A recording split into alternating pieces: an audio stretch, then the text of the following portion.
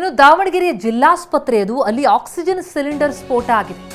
ಏಕಾಏಕಿ oxygen cylinder ಸ್ಫೋಟ ಆಗಿ ಆಪರೇಷನ್ ಥಿಯೇಟರ್ ದಗದಗನೆ ಹೊತ್ತುರಿತು. ಸಕಾಲಕ್ಕೆ ಅಗ್ನಿಶಾಮಕ ಸಿಬ್ಬಂದಿ ಬಂದರೂ ಆಗಬಹುದಾಗಿದ್ದಂತಹ ದೊಡ್ಡ ದುರಂತವನ್ನು ತಪ್ಪಿಸಿದ್ದಾರೆ. ಗಾಜು ಒಡೆದು ಒಳ ಪ್ರವೇಶಿಸುತ್ತಾರೆ ಅಗ್ನಿಶಾಮಕ ದಳ ಸಿಬ್ಬಂದಿ. ನೋಡಿ ಆಪರೇಷನ್ ಥಿಯೇಟರ್ನ ಚಿತ್ರಣ ಹೇಗಿದೆ ಅಂತ. ಅಲ್ಲಿ ಮತ್ತಷ್ಟು ಆಕ್ಸಿಜನ್ ಸಿಲಿಂಡರ್ಗಳಿದ್ವು. ಅಗ್ನಿಶಾಮಕ ಸಿಬ್ಬಂದಿ ದೌಡಾಯಿಸಿದಂಥ ಸಂದರ್ಭದಲ್ಲಿ ಅವೇನಾದರೂ ಸ್ಫೋಟ ಆಗಿದ್ರೆ ಬಹಳ ದೊಡ್ಡ ಅನಾಹುತ ಸಂಭವಿಸ್ಬಿಡ್ತಿತ್ತು. ತಕ್ಷಣ ಆಕ್ಸಿಜನ್ ಸಿಲಿಂಡರ್ಗಳನ್ನು ಹೊರತೆಗೆದು ರಕ್ಷಿಸಿದ್ದಾರೆ ಅಗ್ನಿಶಾಮಕ ದಳ ಸಿಬ್ಬಂದಿ. ಲಕ್ಷಾಂತರ ಮೌಲ್ಯದ ಯಂತ್ರೋಪಕರಣಗಳು ಕೂಡ ಬೆಂಕಿಗೆ ಆಹುತಿಯಾಗಿದೆ. ಆದರೆ ಯಾವುದೇ ರೀತಿಯಲ್ಲೂ ಕೂಡ ರೋಗಿಗಳಿಗೆ ಅಪಾಯ ಆಗಿಲ್ಲ. ಯಾಕಂದರೆ ತಕ್ಷಣವೇ ಕಾರ್ಯಪ್ರವೃತ್ತರಾದಂತಹ ಅಗ್ನಿಶಾಮಕ ಸಿಬ್ಬಂದಿ ಅಲ್ಲಿದ್ದಂತಹ ಹೆಚ್ಚುವರಿ ಸಿಲಿಂಡರ್ಗಳನ್ನು ಹೊರತೆಗೆದಿದ್ದರಿಂದಾಗಿ ಆಗಬಹುದಾಗಿದ್ದಂತಹ ಅನಾಹುತ ತಪ್ಪಿದೆ. ಆಕ್ಸಿಜನ್ ಸಿಲಿಂಡರ್ ಸ್ಫೋಟಗೊಂಡು ಆದಂತಹ ದುರ್ಘಟನೆ ಇದು. ಇನ್ನು ಸ್ಫೋಟಗೊಂಡಂತಹ ಸಂದರ್ಭದಲ್ಲಿ ಯಾವುದೇ ರೋಗಿಗಳು ಸ್ಥಳದಲ್ಲಿ ಇಲ್ಲದಿದ್ದರೆ ಇದರಿಂದಾಗಿ ಒಂದು ದೊಡ್ಡ ಅನಾಹುತ ತಪ್ಪಿದೆ. 9 ರೋಗಿಗಳಿಗೆ ಆಪರೇಷನ್ ಕೂಡ ನಿಗದಿಯಾಗಿದ್ದು, ಅದಕ್ಕಾಗಿ ಅರವಳಿಕೆ ಮದ್ದನ್ನು ಕೂಡ ಸಿದ್ಧತೆ ಮಾಡಿಕೊಳ್ತಾ ಇದ್ರು ತಜ್ಞರು. ಅಷ್ಟರಲ್ಲಾಗಲೇ ಬೆಂಕಿ ಕಾಣಿಸ್ಕೊಳ್ತಾ ಇದ್ದಂತೆ ಹೊರಗಡೆ ಓಡು ಬಂದಿದ್ದಾರೆ ರೋಗಿಗಳು. ರೋಗಿ ಜೊತೆಗೆ ಆಸ್ಪತ್ರೆಯಿಂದ ಸಂಬಂಧಿಕರು ಕೂಡ ಹೊರಗೆ ಬಂದಿದ್ದಾರೆ. ದಾವಣಗೆರೆ ಜಿಲ್ಲಾಸ್ಪತ್ರೆಯ ಆವರಣದಲ್ಲಿ ನಿಜಕ್ಕೂ ಕೂಡ ಭಯವೇ ಸೃಷ್ಟಿಯಾಗಿದೆ.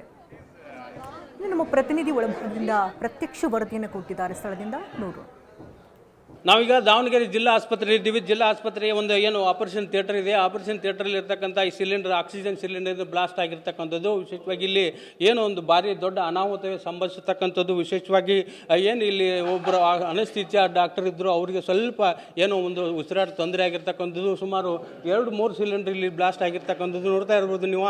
ಆಪರೇಷನ್ ಮಾಡ್ತಕ್ಕಂಥ ಏನು ಟೇಬಲ್ ಆಗಿರ್ಬೋದು, ಏನು ಯಂತ್ರೋಪಕರಣ ಆಗಿರ್ಬೋದು, ಸಂಪೂರ್ಣವಾಗಿ ಸುಟ್ಟು ಭಸ್ಮವಾಗಿರ್ತಕ್ಕಂಥದ್ದು. ಈ ಬ್ಲಾಸ್ಟ್ನಿಂದಾಗಿ ಸಂಪೂರ್ಣ ಇಡೀ ರೂಮವೇ ಒಂಥರ ಏನು ಸ್ಫೋಟದಿಂದ, ಏನು ಸಿಲಿಂಡರ್ ಸ್ಫೋಟದಿಂದ ಸಂಪೂರ್ಣವಾಗಿ ಇಡೀ ಒಂದು ಏನು ರೂಮ್ ಇದೆ, ರೂಮ್ ಸಂಪೂರ್ಣವಾಗಿ ನಾಶ ಆಗಿರ್ತಕ್ಕಂಥ. ಮೇಲಿನ ಕೆಲವೊಂದು ಈಗಾಗಲೇ ಇದು ಹಳೆ ಕಟ್ಟಡ, ಇದು ಏನು ಯೋಗ್ಯ ಇಲ್ಲ ಅಂತ ಸರ್ಕಾರ ಈಗಾಗಲೇ ವರದಿಯನ್ನು ಕೊಟ್ಟಿದ್ದು. ಹೊಸ ಕಟ್ಟಡ ಮಾಡಲಿಕ್ಕೆ ಒಂದು ಸರ್ಕಾರದಿಂದ ಈಗ ಒಂದು ಯೋಜನೆಯನ್ನು ರೂಪಿಸಲಾಗಿದೆ. ಅದರಲ್ಲಿ ಇಂಥ ಒಂದು ಸ್ಫೋಟ ಆಗಿರ್ತಕ್ಕಂಥದ್ದು ನೋಡ್ತಾ ಇರ್ಬೋದು. ಏನು ಜನರ ಜೀವವನ್ನು ಉಳಿಸ್ತಕ್ಕಂಥ ಏನು ಸಲೈನ್ ಬಾಟಲ್ಗಳಿವೆ, ಅವು ಸಂಪೂರ್ಣವಾಗಿ ಸುಟ್ಟು ಹೋಗಿರ್ತಕ್ಕಂಥದ್ದು.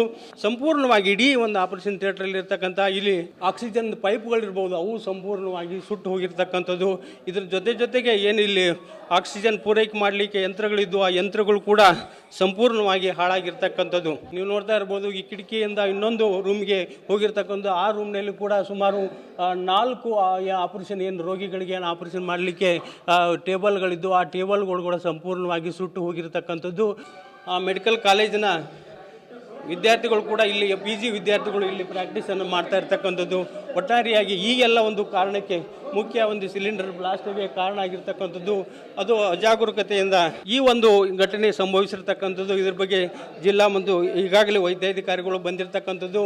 ಒಟ್ಟಾರೆಯಾಗಿ ಇನ್ನಷ್ಟು ಏನು ಅಪಾಯ ಇಲ್ಲಿ ಸಂಭವಿಸತಕ್ಕಂಥ ಸಾಧ್ಯತೆಗಳಿದ್ದು ಆಗಿದ್ದು, ಸ್ಫೋಟಕ ವಸ್ತುಗಳು ಕೂಡ ಆಗಿದ್ದು. ಹಾಗಾಗಿ ಇಂಥ ಒಂದು ಘಟನೆ ನಿಜಕ್ಕೂ ಒಂದು ದೊಡ್ಡ ಆಸ್ಪತ್ರೆಯಲ್ಲಿ ಈ ರೀತಿಯಾದ ಘಟನೆ ಆಗಿರ್ತಕ್ಕಂಥದ್ದು. ಇಡೀ ಒಂದು ಕಿಟಕಿಯ ಗಾಜುಗಳನ್ನು ಒಡೆದು ಅಗ್ನಿಶಾಮಕ ದಳದ ಸಿಬ್ಬಂದಿ ಒಳಗೆ ಪ್ರವೇಶ ಮಾಡಿ ಬೆಂಕಿಯನ್ನು ನಿಯಂತ್ರಿಸುವಲ್ಲಿ ಒಂದು ಪ್ರಮುಖ ಪಾತ್ರವನ್ನು ವಹಿಸಿದ್ದಾರೆ. ಇವೆಲ್ಲ ಮುಖ್ಯವಾದ ಕಿಟಕಿ ಗಾಜನ್ನು ಒಡೆದು ಒಳಗೆ ಬಂದು ಸಂಪೂರ್ಣವಾಗಿ ಇದನ್ನು ನಿಯಂತ್ರಿಸಿದ್ದಾರೆ ಅಂತ ಹೇಳ್ಬೋದು.